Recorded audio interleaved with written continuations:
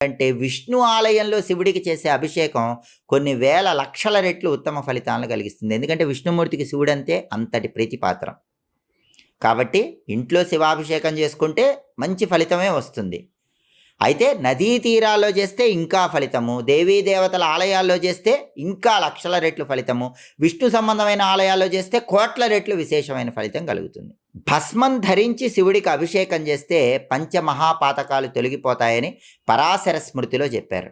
దీనికి ప్రమాణం పరాశర స్మృతి. అంటే ఎవరైనా భస్మం విభూతి ధరించి శివుడికి అభిషేకం చేస్తే భయంకరమైన పాపాలు తొలగిపోతాయి.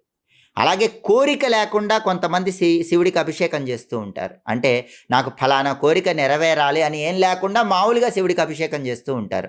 ఏ కోరిక లేకుండా శివుడికి అభిషేకం చేస్తే చనిపోయిన తర్వాత శివలోకం వస్తుందని వాయుపురాణంలో మనకు చెప్పారు. దీనికి ప్రమాణం వాయుపురాణం.